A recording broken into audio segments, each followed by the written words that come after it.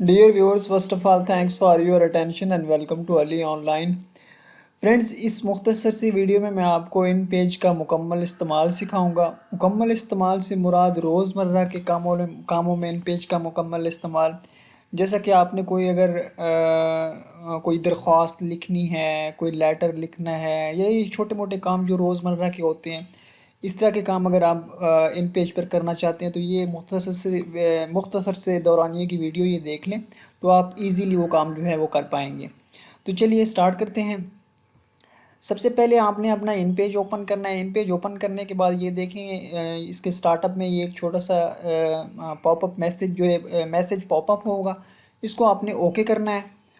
Okay करेंगे तो ये इन पेज जो है ये स्टार्ट हो जाएगा। अब इन पेज ये स्टार्ट होगा तो आपने क्या करना है, ये आप देख सकते हैं अपर लेफ़्ट कॉर्नर में फ़ाइल का ऑप्शन है। यहाँ पर आपने फ़ाइल को सिलेक्ट करना है और यहाँ से आपने न्यू न्यू फ़ाइल क्रिएट कर लेनी है। जैसे ही आप न्यू फाइल क्रिएट करेंगे तो यहाँ पर ये डॉक्यूमेंट्स की सेटिंग के जो ऑप्शन या यहाँ पर ऑप्शंस हैं ये आ गए हैं। अब यहाँ से आप पेज की जो सेटिंग है, एडवांस लेवल का काम करना चाह रहे हैं तो भी यहाँ से सेटिंग हो सकती है। लेकिन क्योंकि मैं आपको ये मुख्तसर सा जो है रोज़मर्रा के कामों में जो इन पेज का इस्तेमाल होता है वो सिखा रहा हूँ, तो मैं इसीलिए आपको जो बेसिक सी चीज़ें बताऊँगा। तो यहाँ पर ये पेज साइज़ में यहाँ पर इसको कस्टम ही रहने दें।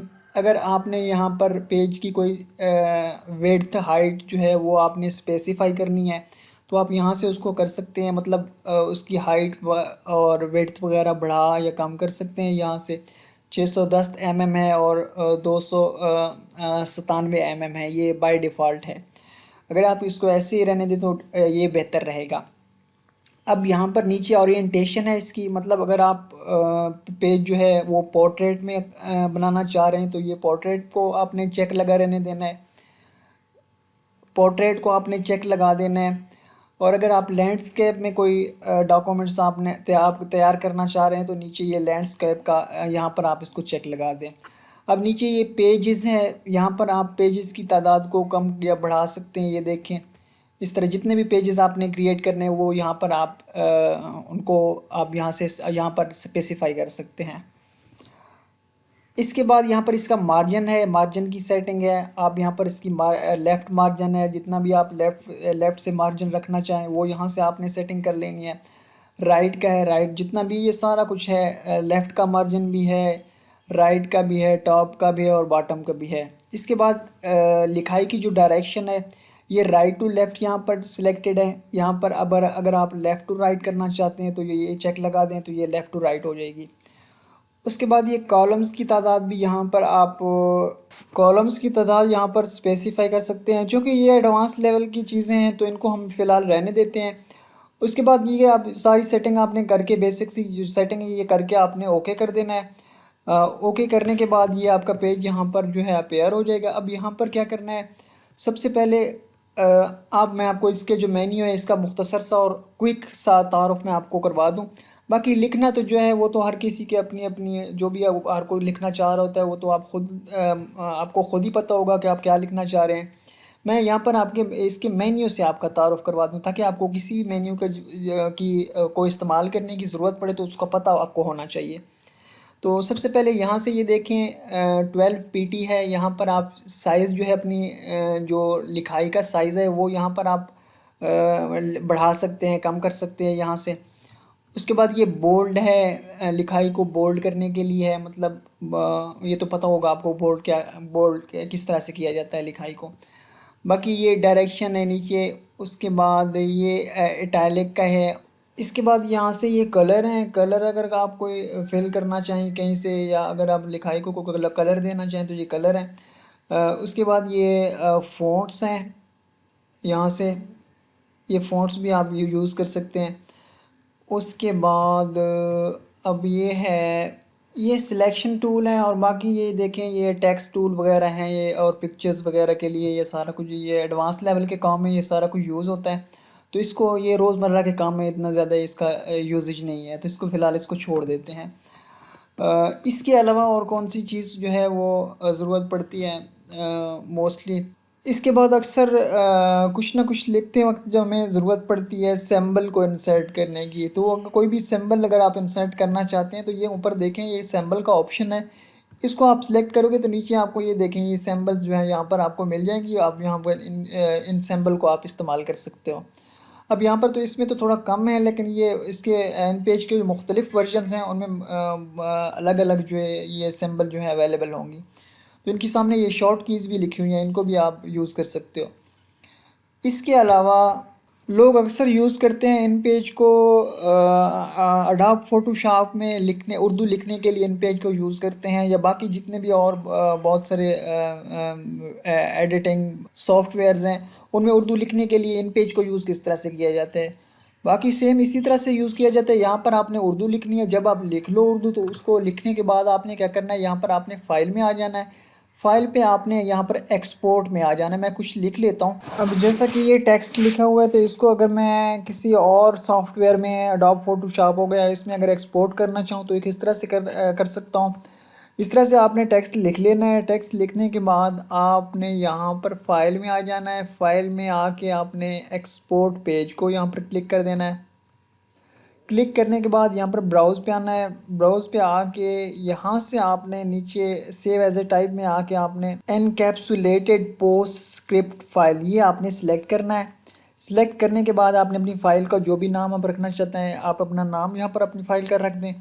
फ़ाइल का नाम रखने के बाद आपने यहाँ जस्ट इसको सेव के बटन पे क्लिक कर देना है और ओके कर दें। ओके करने के बाद ये आपकी फ़ाइल जो है वो वहाँ पर सेव हो जाएगी। यहाँ पर आपने इसको सेव किया है। सेव करने के बाद आपने अपना वो सॉफ्टवेयर ओपन करना है और वहाँ से ओपन करने के बाद आपने जैसा कि अडोब फोटोशॉप हो गया उसको ओपन करके वहाँ से आपने उस फाइल को जस्ट ओपन कर लेना है। ओपन करेंगे तो वो आपका टेक्स्ट जो है वो सॉफ्टवेयर में आप कहीं पर भी उसको यूज़ कर सकते हैं। इसके अलावा एक और छोटा सा काम है जो अक्सर औकात अब ज़रूरत पड़ती है उसकी, वो है कोई भी अपने लिखाई में कहीं पर भी कोई टेबल इंसर्ट करना। किस तरह से आप इंसर्ट कर सकते हैं टेबल, ये यहाँ पर आप इंसर्ट का ऑप्शन देख सकते हैं। इसको आपने सिलेक्ट करना है। सिलेक्ट करने के बाद यहाँ पर आप ये टेबल का बटन है, टेबल का ऑप्शन है, इसको आपने सिलेक्ट कर लेना है। सिलेक्ट करने के बाद यहाँ पर आपने टेबल की रोज़ जो हैं वो आपने डिफ़ाइन कर देनी है और नीचे कॉलम, कॉलम की तादाद यहाँ पर लिख देनी है और ऊपर रोज़ की तादाद आपने यहाँ लिख देनी है।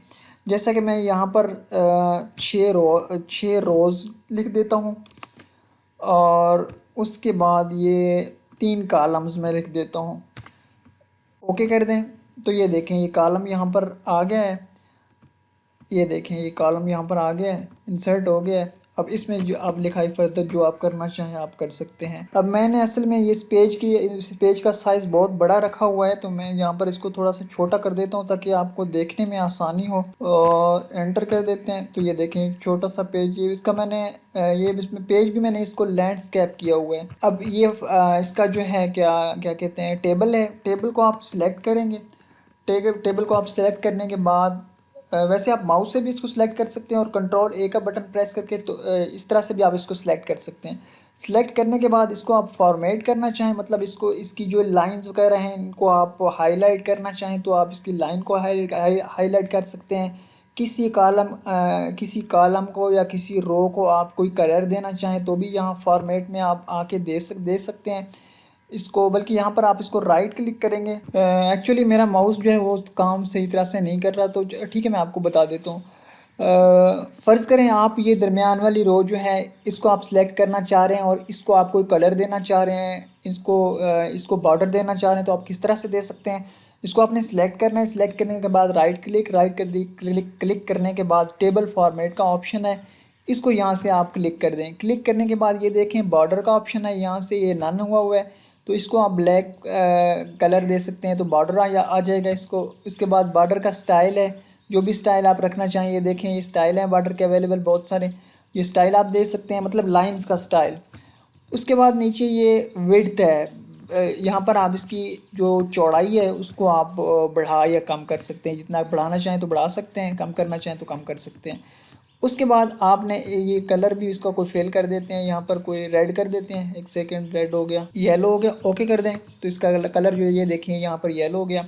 तो इस तरह से फ्रेंड्स आप जो है इजीली इन पेज को आप यूज़ कर सकते हैं। इसके बाद जब आपको ये डॉक्यूमेंट्स जो है आप तैयार कर लें तो उसको आपने फर्दर अगर आप पीडीएफ में कन्वर्ट करना चाहें या आप उस डॉक्यूमेंट्स को सेव करना चाहें जेपीजी फॉर्मेट में या वैसे आप उसको सेव करना चाहें तो ये फ़ाइल है, फ़ाइल के नीचे ये सेव का बटन है।